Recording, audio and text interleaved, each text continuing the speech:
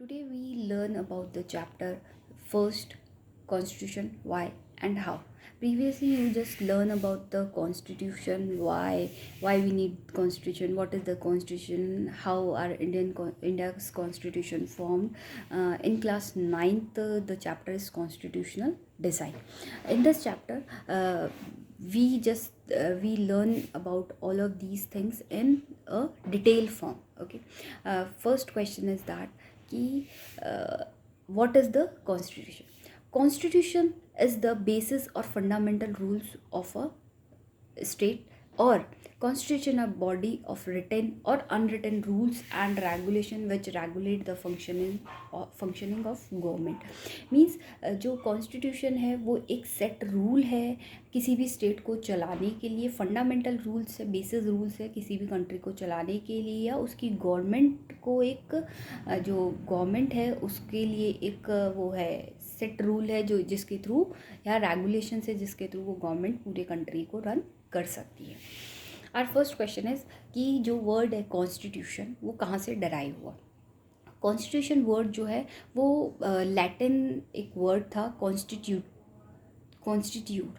उससे ये derive word है कॉन्स्टिट्यूशन, जिसका मीनिंग है टू इस्टेब्लिश, मतलब किसी भी चीज़ को इस्टेब्लिश करना, मतलब कंट्री में रूल्स को इस्टेब्लिश करने का वर्क किसका होता है, हमारे कॉन्स्टिट्यूशन. सेकंड क्वेश्चन हमारे पास आता है कि कॉन्स्टिट्यूशन कितने टाइप्स के होते हैं. हमारे जैसे डेफिनेशन में दे रखा था is a body of written and unwritten rules of regulation. Similarly जो कॉन्स्टिट्यूशन हमें 4 टाइप्स के देखने को मिलते हैं. First is written constitution, second unwritten constitution, third type आता है rigid constitution, and fourth type आता है हमारा flexible constitution. What is the written constitution. Written constitution ये होता है कि जो भी चीज़ें हैं या जो भी रूल सेट है या जो भी चीज़ें सेट की गई हैं हमारी गवर्नमेंट की, मतलब पावर्स है, रूल्स है, और जो हमारे राइट्स हैं, ड्यूटीज़ हैं, वो सब रिटन फॉर्म में है. जस्ट लाइक जो हमारा कॉन्स्टिट्यूशन है हमारे कंट्री का, इंडिया का जो constitution, that is in written form. Second आता है हमारे पास अनरिटन फॉर्म, मतलब वहाँ रूल्स सेट है बट रिटन फॉर्म में नहीं है, कि जो चीज़ें पहले से चलती आ रही है वो चीज़ें एज ए फॉलो हो रही हैं पर वो उनका कोई रिटन रिकॉर्ड नहीं है. ऐसा जो कॉन्स्टिट्यूशन है वो ब्रिटेन का कॉन्स्टिट्यूशन है. सेकंड आता है रिजिड कॉन्स्टिट्यूशन. रिजिड कॉन्स्टिट्यूशन जिसमें चेंजेस करना, जैसे हमारे इंडियन कॉन्स्टिट्यूशन को रिजिड कॉन्स्टिट्यूशन नहीं कह सकते क्योंकि हमारे यहाँ अमेंडमेंट्स करना इजी है, क्योंकि गवर्नमेंट कुछ वोट, मतलब जो हमारे पार्लियामेंट मेंबर्स हैं वो लोग इसमें अमेंडमेंट्स कर सकते हैं, बट उसके लिए कुछ रूल्स है, उन्हीं के थ्रू, मतलब उन लिमिट्स में रहकर ही वो चेंजेस कर सकते हैं. बट रिजिड कॉन्स्टिट्यूशन वो होता है जिसमें चेंजेस करना बहुत मुश्किल है. लाइक अमेरिका का जो कॉन्स्टिट्यूशन है उसमें चेंजेस करना बट मुश्किल है, वहाँ की गवर्नमेंट इतनी आसानी से उसमें अमेंडमेंट्स नहीं कर सकती. तो जो फोर्थ टाइप आता है वो आता है हमारा flexible constitution. Flexible constitution like जिसमें अमेंडमेंट्स इजीली किए जा सकें, वहाँ की गवर्नमेंट को चेंजेस कर सकती है, जो भी पब्लिक के वेलफेयर के लिए जो भी चेंजेस कर सकती है, और जो अगर टाइम के अकॉर्डिंग कुछ चीज़ें चेंज करनी है तो वो अमेंडमेंट्स के थ्रू अमेंडमेंट्स कर सकती है. तो इसके अंदर हम रख सकते हैं कि ब्रिटेन का सबसे फ्लैक्सिबल जो कहा जाता है, कह सकते हैं कि कॉन्स्टिट्यूशन है वो ब्रिटेन का कॉन्स्टिट्यूशन है. हमारा जो कॉन्स्टिट्यूशन है वो पार्शली फ्लैक्सिबल है, पार्शली रिजिड है. Amendments is possible but amendments is not easy, मतलब पार्लियामेंट्स के मेंबर्स के वोट्स होने चाहिए, पूरा बेस होना चाहिए, उसके अंदर पॉइंट्स होने चाहिए कि जो प्रीवियस जो भी सेट रूल्स है, जो भी ड्यूटी सेट है, जो भी फंक्शनिंग सेट है, उसके अगेंस्ट जाके आपने कोई वर्क नहीं किया है या कुछ भी चेंजेस नहीं किया ऐसा है. तो इसलिए इंडिया का कॉन्स्टिट्यूशन क्या माना जाता है, partially flexible and partially rigid. ठीक है. अब नेक्स्ट पॉइंट हम वापस इस चैप्टर पर आते हैं. नेक्स्ट हमारा जो पॉइंट आता है वो आता है what is the functions of the constitution, मतलब हमें कॉन्स्टिट्यूशन की नीड क्यों हुई. एक कॉन्स्टिट्यूशन बना है हमारा, इतना बड़ा रिटन कॉन्स्टिट्यूशन है, कहते हैं हमारा वर्ल्ड में सबसे बड़ा रिटन जो कॉन्स्टिट्यूशन हो हमारी कंट्री का है. तो अब जो कॉन्स्टिट्यूशन है वो कई कंट्रीज़ में होता है, सिर्फ इंडिया में ही नहीं है, सब जगह कॉन्स्टिट्यूशन होते हैं। पर कॉन्स्टिट्यूशन की नीड होती क्यों है, इस बारे में हमने पहले भी पढ़ा था। 9th क्लास में हम लोग थोड़ा बहुत इसकी ब्रीफली हम स्टडी करके आए हैं। अब हम इसको यहाँ पर डिटेल में पढ़ते हैं। फर्स्ट जो इसका फंक्शन होता है, constitution allowed coordination and assurance. जो कॉन्स्टिट्यूशन होता है वो कोऑर्डिनेट करता है एंड अश्योरेंस देता है, किस चीज़ का, क्योंकि किसी भी कंट्री में जितने भी लोग रहते हैं या जितने भी पीपल्स रह रहे हैं, दैट इज़ नॉट कंपल्सरी कि वो सारे सेम होंगे, सेम थिंकिंग रखेंगे, उनके जो वेलफेयर की थिंग्स है वो सारी की सारी सेम होगी, ऐसा पॉसिबल नहीं है। तो जो कॉन्स्टिट्यूशन होता है वो अलग अलग ग्रुप्स के या अलग अलग जो लोग होते हैं उनके बीच में कोऑर्डिनेशन का काम करता है और उनके सेफ्टी के लिए उन्हें अश्योर करता है। ये अश्योरेंस सेफ्टी के लिए कौन अश्योर कर रही है, गवर्नमेंट अश्योर कर रही है, जो कि कॉन्स्टिट्यूशन ने उन्हें फाइनल करके दिया है। ठीक है, क्योंकि जस्ट लाइक हमारी कंट्री में अलग अलग रिलीजन रिलेटेड लोग रहते हैं, लाइक हिंदू भी हैं, मुस्लिम भी हैं, पारसी भी हैं, सिख भी हैं, ईसाई भी हैं। तो जो हमारे इंडिया की जो एक कह सकते हैं कि वो है क्वालिटी है, that is diversity. But diversity हमारी क्वालिटी है रहे, प्रॉब्लम नहीं बने, उसकी अश्योरेंस हमें कौन देता है, कॉन्स्टिट्यूशन देता है। क्योंकि जो कॉन्स्टिट्यूशन होता है वो हमें इक्वली ट्रीटमेंट का अश्योरेंस दे रहा है कि गवर्नमेंट हमें इक्वली ट्रीट करेगी। लाइक हिंदू हो उसके लिए भी सेम रूल होगा, मुस्लिम होगा तो उसके लिए भी सेम रूल होगा, क्रिश्चियन होगा तो उसके लिए भी, ईसाई, मतलब ऑलमोस्ट सारे रिलीजन के लिए जो रूल होंगे वो सबके लिए सेम होंगे। सेकेंड थिंग कि वो किसी भी कैटेगरी से बिलोंग कर रहा हो, लाइक वो लोअर क्लास से बिलोंग कर रहा हो, लाइक मिडिल क्लास से बिलोंग कर रहा हो या हायर क्लास से बिलोंग कर रहा हो, वो इकोनॉमिकली बहुत अच्छा हो, रिच हो या पुअर हो, सबके लिए जो रूल है वो सबके लिए सेम होंगे, मतलब चेंजेस नहीं आएंगे। लाइक एक स्ट्रीट में कुछ बेचने वाला, एक छोटा सा एक ठेला लगाने वाला जो पर्सन है, वो अगर मर्डर करता है तो उसे भी वही पनिशमेंट मिलेगी जो कि अगर हम कहें कि हमारे जो कंट्री के जो रिच पर्सन है, लाइक अंबानी हुए, मित्तल हुए, इन लोगों को जो पनिशमेंट मिलेगी सेम एज उसको भी मिलेगी। ऐसा नहीं होगा कि वो पुअर है तो उसको कुछ और पनिशमेंट मिलनी चाहिए, लाइक उसकी पनिशमेंट थोड़ी लंबी होनी चाहिए, एंड अंबानी है, पावरफुल है, तो उनकी जो पनिशमेंट है वो कम होनी चाहिए, ऐसा नहीं होगा।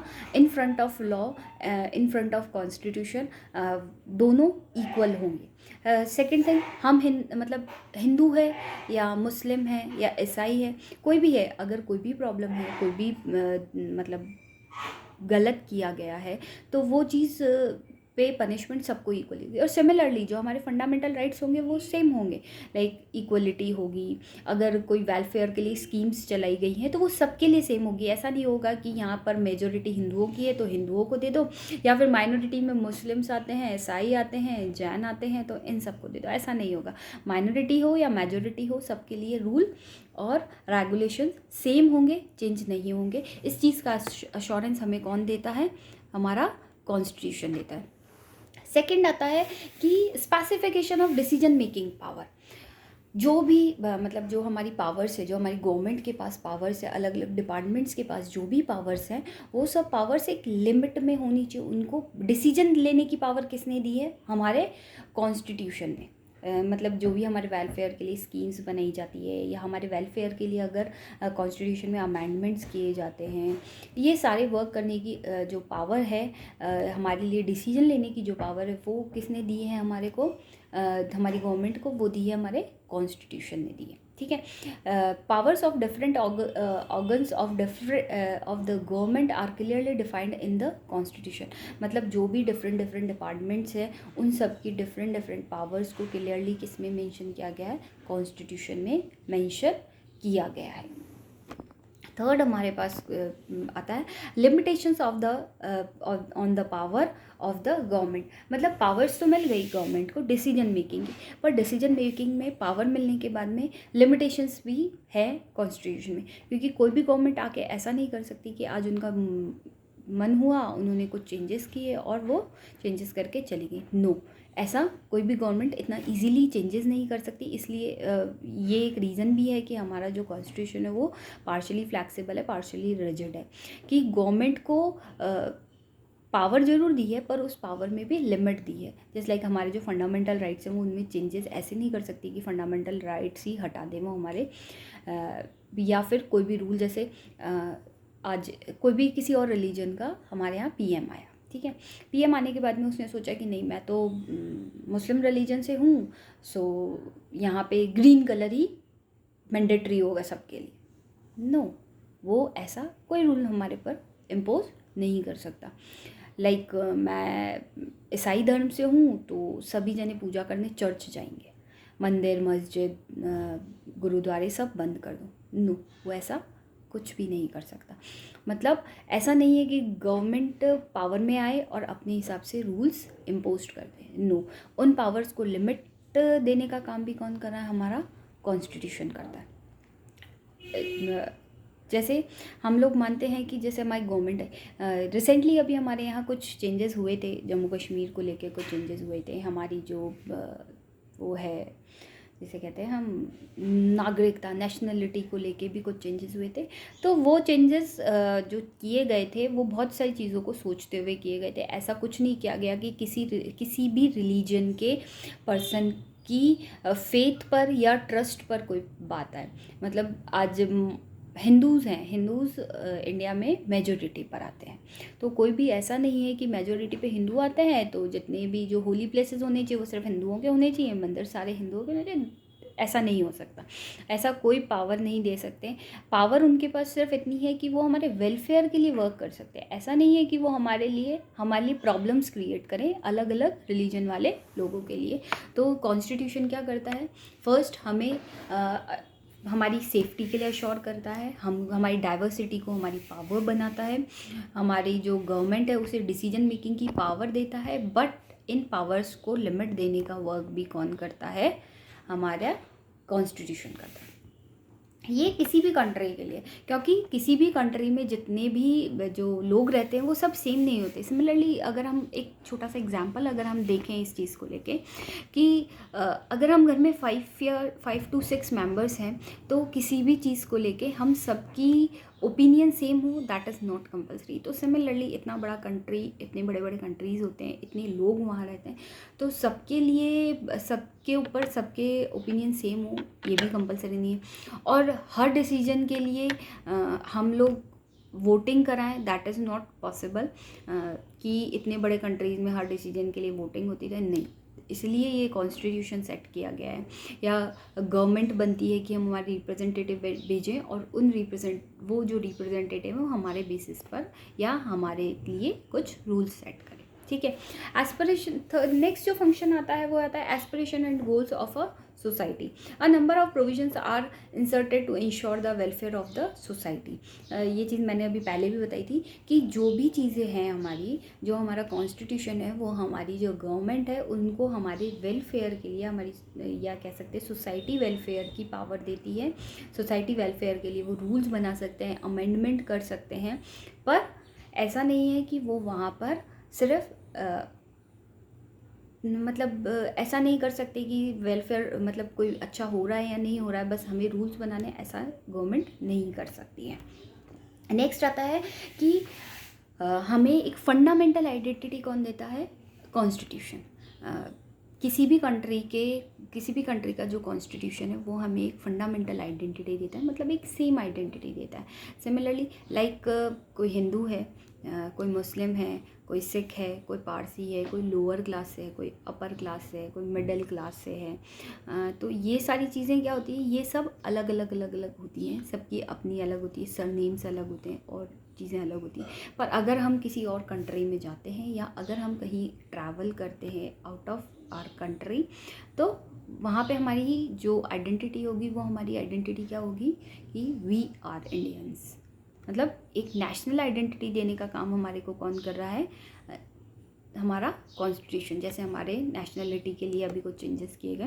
नेशनलिटी इसलिए इम्पॉर्टेंट होती है क्योंकि ये हमारी एक कॉमन आइडेंटिटी है जो कि हम हमारे साथ में चलती है कि अगर हम कहीं भी जा रहे हैं तो वो हमारे साथ में क्या है, हम हिंदू हैं, मुस्लिम हैं, पारसी हैं और कुछ भी हैं, कुछ भी हैं, पर in front of Indian constitution हम लोग क्या हैं, हम इंडियन है, इसलिए हमारे पास यहाँ के सारे फंडामेंटल राइट्स भी हैं, उन राइट्स को यूज़ करने का हमारे पास पावर है। सिमिलरली हमारे पास कुछ ड्यूटीज़ हैं जिन्हें हमें कंप्लीट करना होता है। तो एक नेशनल आइडेंटिटी कौन देता है हमें, हमारा कॉन्स्टिट्यूशन देता है। तो इसमें हमने आज क्या क्या पढ़ा, what is the constitution and what is the functions of the constitution. Next chapter में हम लोग इस चैप्टर नेक्स्ट क्लास में हम लोग इस चैप्टर को आगे कंटिन्यू करेंगे।